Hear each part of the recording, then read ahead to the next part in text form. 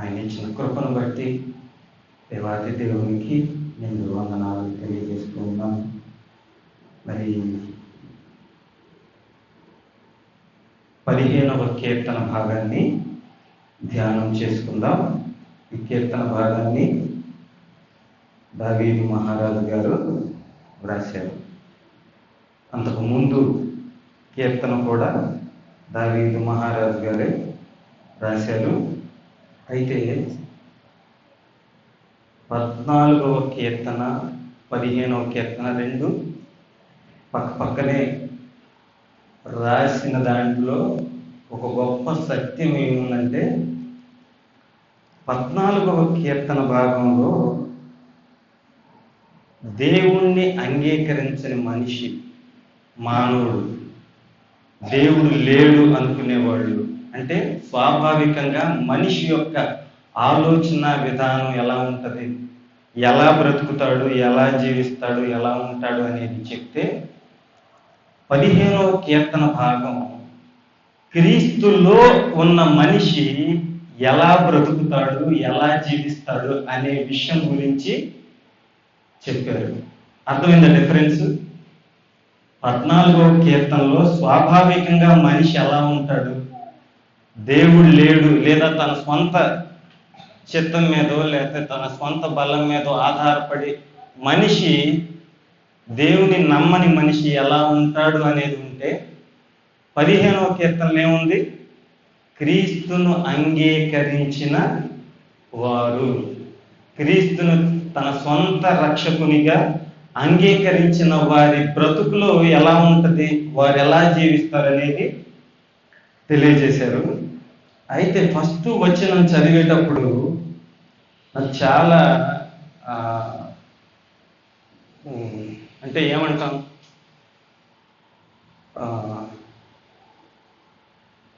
అంటే మనం గొప్పగా ఫీల్ అవుతాం కదా, అలా అనిపించింది. ఎందుకంటే యెహోవా నీ గుడారములో అతిథిగా ఉండదగిన వాడెవడు. మన ఇంటికి చుట్టాలు వస్తున్నారు అనుకోండి, ఎవరన్నా, ఏం చేస్తాం మనం? ఏం చేస్తామండి? వాళ్ళు వస్తుంటేనే ఎక్కడ దాకా వస్తున్నారు ఏంటని ముందు ఫోన్ చేసి ఎక్కడ దాకా వచ్చారు అని 1-4 సార్లు కనుక్కుంటాం. మరలా వారి దగ్గరకు వచ్చిన తర్వాత ఏం చేస్తాం? వాళ్ళకి ఎదురెళ్తాం. అవునా? వెళ్తామా వెళ్ళమా? వెళ్తాం. వచ్చిన తర్వాత కాళ్ళు కడుక్కోవడానికి నీళ్ళు ఇస్తాం. వాళ్ళని ఎలా చూస్తామంటే చాలా గొప్పగా చూస్తాం కదా. మనకి చుట్టాలు కానీ, బంధువులు, లేకపోతే మనకు బాగా కావాల్సిన వాళ్ళు ఎవరు వచ్చినా సరే మనం ఆ విధంగా గొప్పగా చూస్తాం. అయితే దేవుని గుడారములో అతిథిగా ఉండేవారు, దేవుని గుడారములో అతిథిగా ఉండేవారు ఇంకెలా చూస్తాడు దేవుడు? వాళ్ళ దేవదూతను పంపించి, ఇప్పుడు మనమైతే ఎలా ఎదురెళ్ళి, అవునా, వాళ్ళని స్వాగతం పలుకుతామో, దేవుని గుడారములో నివసింపదగిన వాడు ఎవరైతే దేవుడు ఎన్నుకున్నాడు అంటే దేవునికి ఇష్టానుసారముగా ఎవరైతే బ్రతికారో వారిని ఏం చేస్తారంట? దేవదూతలు ఎదురొచ్చి మరి మనల్ని దేవుని యొక్క గుడారంలోనికి, అంటే పరలోక రాజ్యంలోనికి, ఆ నిత్య రాజ్యంలోనికి స్వాగతం పలుకుతూ తీసుకెళ్తాయంట. అసలు ఆ మాట నాకు చదువుతుంటే ఏమంటాం? మంచి బలం మనకి, అవునా?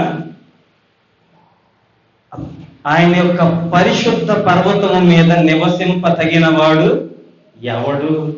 ఎవడు ఎవడు అంటే కింద చెప్పారు, ఎవరైతే యథార్థమైన ప్రవర్తన కలిగి ఉంటారో, ఎవరైతే నీతిగా బ్రతుకుతారో, ఎవరైతే హృదయపూర్వకంగా నిజము పలుకుతాడో. ఎందుకంటే మా దేవుడు నేనే మార్గము, నేనే సత్యము, నేనే జీవమునై ఉన్నాను. మధ్యలో ఏం పెట్టాడు? సత్యాన్ని పెట్టాడు. సత్యం అంటే ఎవరు? దేవుడే. అంటే మనం నిజం చెప్పాల్సిన ఆవశ్యకత ఏంటి అంటే, నిజం ఎప్పుడు ఎందుకు చెప్పాలి అంటే, నిజం అంటే దేవుడే, సత్యం అంటే దేవుడే. మనం సత్యాన్ని పలకనప్పుడు లేదా చిన్న చిన్న విషయాల దగ్గర కూడా అబద్ధాలు చెప్తూ ఉంటే మనం దేవుణ్ణి ఏం చేస్తున్నాం తెలుసా? అవమానపరుస్తున్నాం. అది గుర్తుంటుందో లేదో మరి మనకి. ఈరోజు ప్రియా దేవుని బిడ్డ, దేవుణ్ణి మనం అవమానపరిచే వారిగా ఉన్నామా? చిన్న చిన్న విషయాల దగ్గర అబద్ధాలు చెప్తూ, చిన్న చిన్న విషయాల దగ్గరే మన నోటికి వచ్చింది ఏదో ఆ సందర్భానికి తగ్గట్టుగా చెప్తూ దేవుణ్ణి అవమానపరుస్తున్నామేమో ఒకసారి మనం జ్ఞాపకం చేసుకోవాలి. అయితే అట్టి వాడు నాలుకతో కొండెములు ఆడడు. నాలుకతో తన ఇష్టం వచ్చినట్టు ఎదుటి వారిని మెప్పించడానికో లేకపోతే ఎదుటి వారిని సంతోష పెట్టడానికో, తన మనసుకి సంతోషకరమైన ఎదుటి వారికి సంతోషం కలిగించే మాటలు చెప్పడు. తన చెల్లికాడికి కీడు చేయడు. తన నమ్ముకున్న వారికి ఎప్పుడు కీడు చేయడు. కీడు చేసే మనస్తత్వం ఉండదు. తన పొరుగు వారి మీద నింద మోపే వారిగా ఉండరు. మనం ప్రతిదానికి ఏం చేస్తాం? నిందలు మోపుతూ ఉంటాం. ఎందుకంటే అది మనకి స్వాభావికంగా వచ్చింది అంతే. ఎక్కడి నుంచి వచ్చిందయ్యా అంటే, అమ్మా అవ్వమ్మ నువ్వెందుకు తిన్నావమ్మా పండు అంటే, అయ్యా ఇదిగో ఈ సర్పం నన్ను మోసం చేసింది, నేను మంచిదాన్నే, కానీ ఎవరు మోసం చేశారు నన్ను?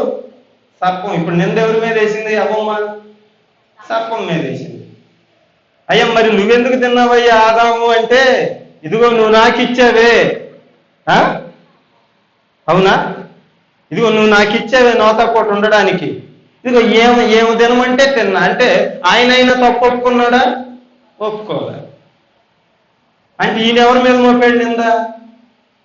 అవ్వమ్మ మీద మోపాడు. అంటే మొదటి నుంచి మనకు అది వంశ పారంపర్యంగా వస్తుంది, ఆదాం గారి దగ్గర నుంచి ఎదుటి వారి మీద నిందలు మోపటం అనేది. అవునా? కాబట్టి దేవుణ్ణి కలిగి ఉన్న మనం ఎదుటి వారి మీద నిందలు మోపటం అనేది అది కరెక్ట్ కాదు. అర్థమైందా? దేవుణ్ణి తెలుసుకున్నవారు, దేవుణ్ణి నమ్మిన వారు ఎవరు ఎదుటి వారి మీద నిందలు మోపరు. అట్ట నిందలు మోపితే దేవుడు ఇప్పుడు చెబుతున్నాడు కదా, ఆయన గుడారంలో అతిథిగా ఉండడానికి నువ్వు నేను అర్హులం కాదు. అవునా?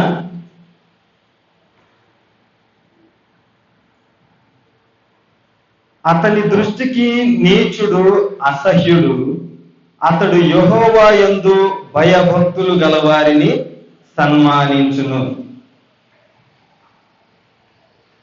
ఇప్పుడు కీర్తనలో కూడా ఉంది కదా, దుష్టులు ఆలోచించు నడవద్దు, పాపుల మార్గంలో నిలవద్దు, అపహాసకులు కూర్చుండే చోటన కూర్చోవద్దు. అంటే మనకి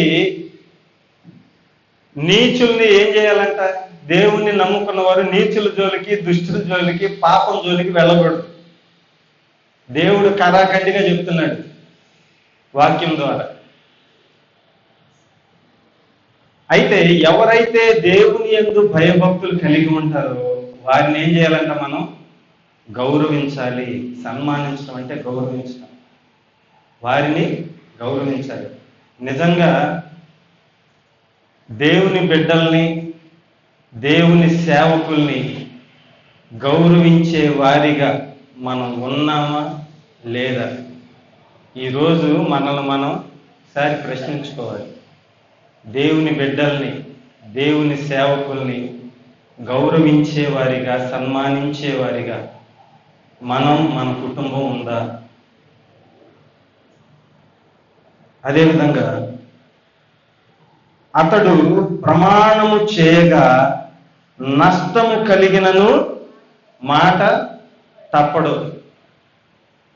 చాలాసార్లు మనం చాలా మందికి మాట ఇస్తాం, నీకెందుకు నేనున్నా, ఎందుకు కానీ నేనున్నా నీ వెనకమాల అంటాం. కానీ చివరికి అసలు ఆ సందర్భం వచ్చేసరికి కనపడదు మనం. అర్థమైందా? కానీ ఈ వాక్యం చదువుతున్నప్పుడు నాకు యొప్తా గుర్తొచ్చాడు.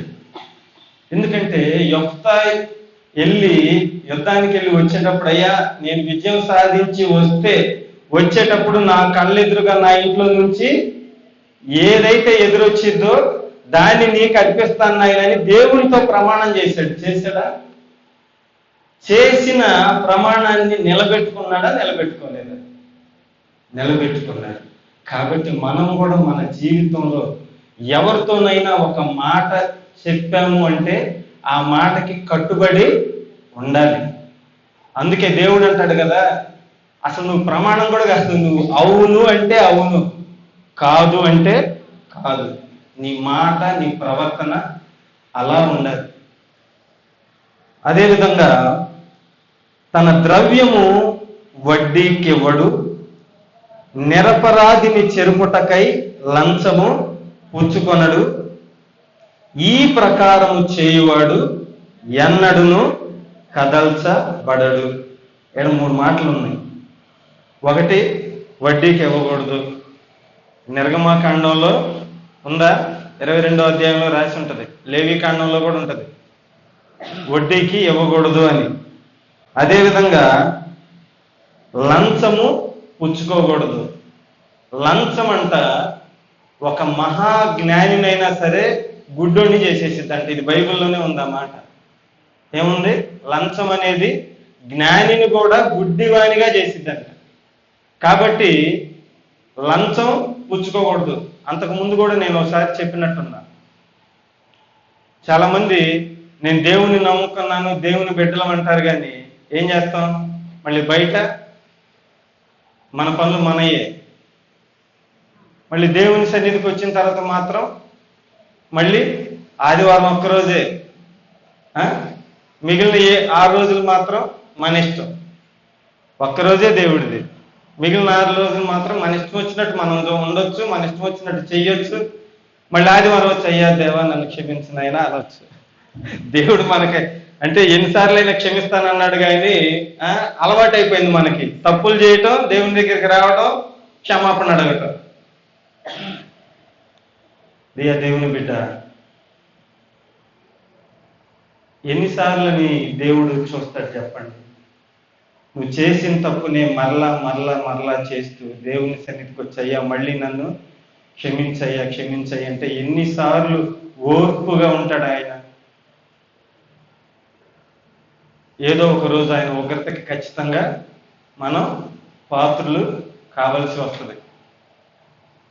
ఇప్పుడు ఎందుకంటే దేవుడు ఒక చెట్టుకి, అయ్యా ఇంకొక సంవత్సరం నాకు టైం ఇయ్యయ్యా, దీనికి మళ్ళీ నీరు పోసి పాలు చేసి ఎట్టోగట్ట దీన్ని నేను ఫలించేటట్టు చేస్తాను, ఈ ఒక్క సంవత్సరం కనుక నువ్వు ఆగి తర్వాత వచ్చిన తర్వాత అప్పుడు కూడా ఇక ఇది ఫలించకపోతే దీన్ని ఏమన్నాడు? ఉంచమన్నాడా? లేదు, నరికేయమన్నాడు. అవునా? ఇప్పుడు మనమైనా అంతే. దేవుడు మనకు కూడా కొంతవరకే టైం ఇస్తాడు, ప్రతిసారి టైం ఇవ్వడు. ఇంకా చాలా టైం ఉందిలే అనుకుంటున్నారేమో, మనకి సమయం లేదు. దేవుడు ఏ రోజున దొంగలాగా వస్తానని చెప్పాడు, ఎప్పుడు వస్తాడో ఏ గడిలో వస్తాడో మనకు తెలియదు. కాబట్టి ఆయన వచ్చే సమయానికి మనం సిద్ధపడి ఉండాలి.